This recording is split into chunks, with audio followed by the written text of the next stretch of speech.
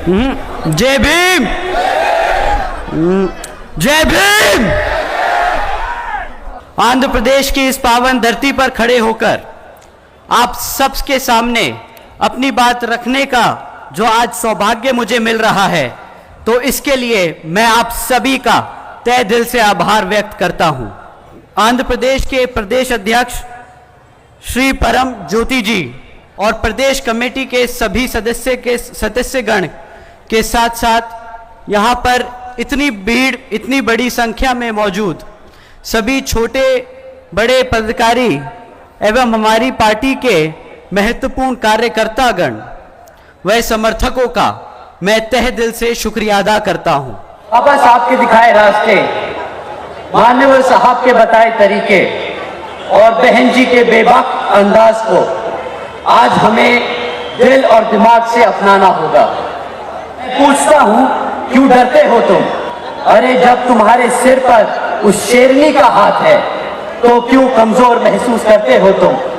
बहुजन समाज से हो, बहुजन समाज से कभी ना झुकना, कभी ना रुकना, अपनी जिंदगी को अपनी शर्तों पे जीने वाले हो तुम।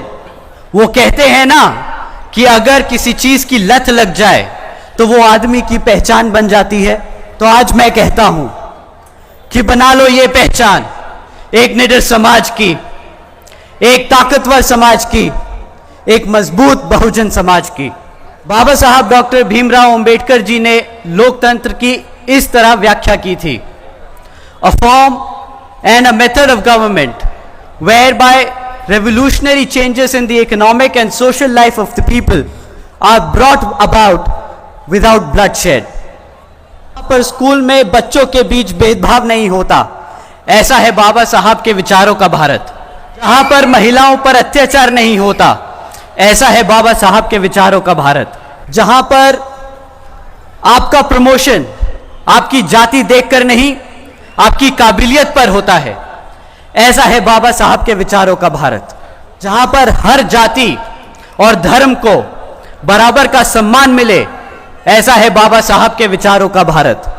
बाबा Saheb doctor Bhimrao Ambedkar ji believed in an India where women had the same rights as men, but sadly we don't live in Baba Sahab's version of India। हकीकत तो ये है कि आज यहाँ आंध्र प्रदेश में YSRCP की जो सरकार चल रही है वह असंवैधानिक है। यहाँ पर हर साल महिलाओं पर 17,000 से ज्यादा अत्याचार के केस दर्ज किए जा रहे हैं। जहां पर हर साल हजारों से ज्यादा किसान आत्महत्या कर रहे हैं। जहां पर आए दिन हमारे SC ST व OBC के समाज पर अत्याचार बढ़ते जा रहे हैं। मुख्यमंत्री जी, पैदल चलकर वादे करना तो आसान है, परंतु पूरा करना बहुत मुश्किल। आप ही का था ना वादा कि आंध्र प्रदेश में सरकार बनाने के बाद आप शराब पर बैन लगा देंगे। आप ही का था ना वादा कि शराब सिर्फ 5 स्टार होटल्स और रिजॉर्ट्स में मिलेगी। मैं यहां की जनता की तरफ से पूछता हूं, क्यों कर दी गई है शराब सस्ती? मैं यहां की जनता की तरफ से पूछता हूं, क्यों सरकार खुद बेच रही है शराब? मैं यहां की जनता की तरफ से पूछता हूं कि क्यों हर गली नुक्कड़ पे बिक रही है शराब? धोखा तो आपने इस कदर दिया है कि आज हमारा आंध्र प्रदेश भारत में सबसे ज्यादा कर्ज में डूबा है। 3.5 लाख करोड़ का जो कर्जा आपने यहां की जनता के नाम पर लिया, इसका जवाब अब आपको देना होगा। मंत्री जी, एक तरफ आप सस्ती शराब बेच रहे हैं गरीब जनता को, और दूसरी तरफ नोट छाप रहे हैं, दूसरी तरफ आप 3.5 लाख करोड़ का कर्जा लिए बैठे हैं। तो फिर मैं आपसे पूछता हूं, क्यों आपसे सरकारी कर्मचारियों की सैलरी टाइम पर नहीं दी जा रही? हाल आपने यहां के रायलसीमा रीजन का किया, जो आज रायलसीमा कहलाता है, वह एक समय पर रतनलाल सीमा कहलाता था।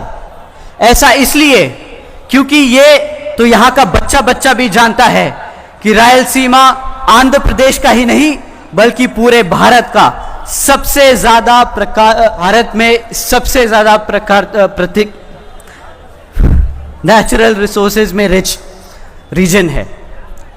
और आपके साथ साथ यहाँ की पूर्व की TDP और कांग्रेस सरकार ने भी इसी रीजन को उसी तरह से लूटा है जैसे आपने लूटा।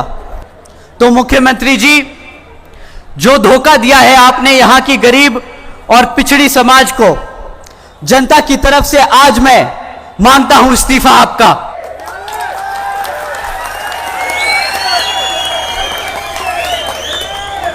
साथियों, मेरा यह गुस्सा व्यक्तिगत नहीं, मैं दुखी हूं क्योंकि हमारा बहुजन समाज जो मुख्यमंत्री के साथ साथ प्रधानमंत्री बनाने की ताकत रखता है, उसी समाज का शोषण होता है।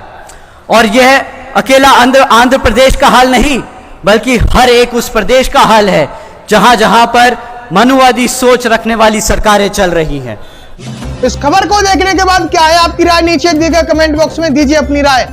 ऐसी तमाम बड़ी खबरों को देखने के लिए जुड़े रहिए हमारे साथ। खबर अच्छी लगे तो लाइक कीजिए और शेयर कीजिए, और हाँ, चैनल को सब्सक्राइब कर घंटे वाली बटन को दबाना ना भूलिए। फिर आते हैं आपके बीच कुछ खास खबरों के साथ। तब तक के लिए नमस्कार, जय भीम।